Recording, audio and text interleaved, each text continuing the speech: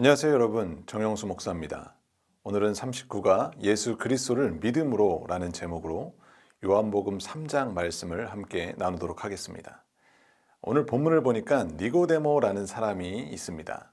니고데모는 바리새인이면서 당대의 공회원이었습니다.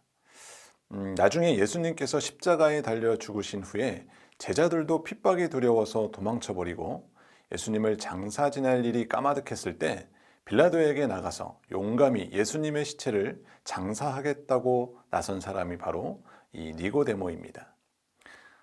그가 지금 인생의 심오한 문제를 들고 이 조용한 시간인 밤에 예수님께 나와서 대화를 나눠요.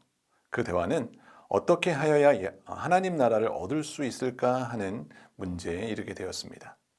이때 예수님께서 대답하십니다. 사람이 거듭나지 아니하면 하나님의 나라를 볼 수 없다라고 하세요. 그러자 니고데모가 아니 어떻게 사람이 다시 날 수 있습니까? 하는 거예요. 여러분 오늘 본문에서 가장 중요한 부분인데 바로 새로운 탄생입니다. 그것을 거듭남, 중생이라고 말하고 있어요. 예수님께서 니고데모에게 거듭남을 말씀하시는 그 이유는 니고데모가 거듭나지 못한 종교인이었기 때문에 그렇습니다. 여러분 이때까지 니고데모는 하나님만 믿는 철저히 율법적으로 살던 유대인이었습니다. 종교인입니다. 바리새인이에요. 바로 그러한 니고데모가 진정한 하나님의 사람으로 바뀌어야 한다라는 것을 말씀하시는 겁니다. 우리 몇 가지 살펴보면서 중요한 것을 짚고 넘어가도록 하겠습니다. 첫 번째로 니고데모는 밤에 찾아왔습니다. 여러분, 이건 니고데모가 숨기고 싶은 게 있어서 그런 거예요. 여러분, 유대인이잖아요. 우리 주위에도 예수님 믿는 사람인 것을 드러내지 못하고 숨기는 사람들이 있습니다. 여러분, 당시에 유대인들이 예수를 믿는다고 하면 죽임도 당할 수 있는 거죠. 예전에 작은 성경책을 주머니에다 놓고 다니는 사람이 있었어요. 하루는 예배에 지각하고 막 들어와서 주머니에 성경책을 딱 꺼냈는데 잘못해서 담배를 꺼내놓고 주여 하고 기도했다고 합니다. 여러분 마태복음 5장 14절에 너희는 세상의 빛이라 산 위에 있는 동네가 숨기지 못할 것이여 말씀합니다. 여러분 진정한 신자의 삶은 감추지 못한다라는 것입니다. 두 번째로 니고데모는요 많은 학문을 배운 자였지만 주님의 말씀을 전혀 이해하지 못하였습니다. 세상적인 지식으로 기독교를 이해하려고 자신의 지식으로 기독교를 비판하는 것처럼 어리석은 일은 없을 것입니다. 시골 노인이요 이 그릇에다가 바닷물을 딱 떠서 담고 식구들에게 바다를 구경시켜 주려고 한다는 이런 식으로 기독교를 인간의 지식으로 재려고 하면은 안 된다라는 것이죠. 여러분 오직 성령에 의해서만 아는 겁니다. 세 번째로 니고데모의 관심과 예수님의 관심은요 너무나 반대되어 있었어요. 우리도 예수님을 믿으면서도 세상적이고 물질적이고 육신적인 관심에 집착할 때가 많습니다. 그래서 고난받을 때요 왜 나에게? 라고 하면서 불평합니다. 그러나 하나님께서는 네가 새로워져라 라고 말씀하고 계시는 거예요. 여러분 우리의 삶에 진정으로 새로운 변화가 일어나야 합니다. 그런데 우리는 이 외형적인 변화만에 관심을 갖고 있어요. 그런데 본질적으로 변화되어져야만 하는 거예요.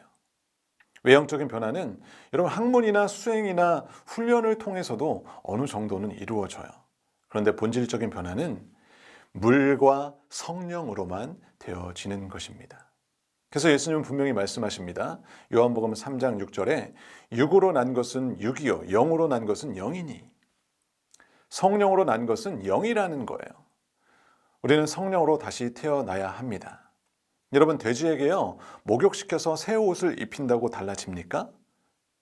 그러나 애벌레가 변하여서 나비가 되고 잠자리가 되는 거예요. 여러분 이런 차원에서 이해하셔야 돼요.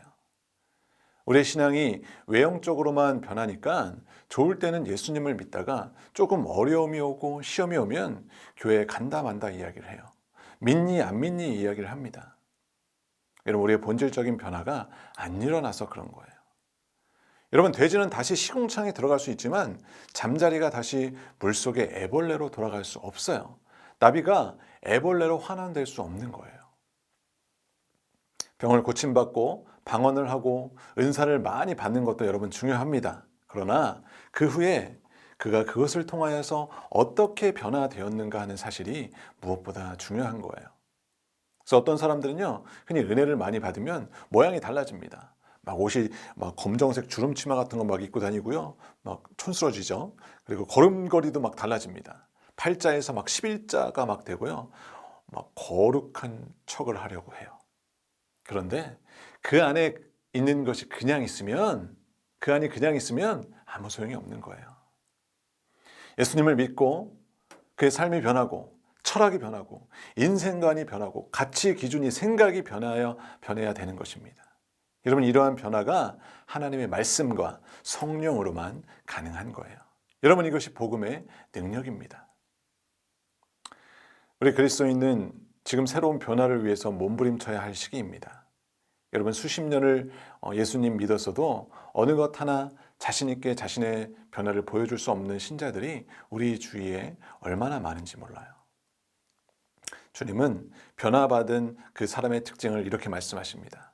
거듭난 자는 하나님 나라를 본다라는 거예요. 거듭난 사람만이 하나님 나라에 간다라는 것입니다.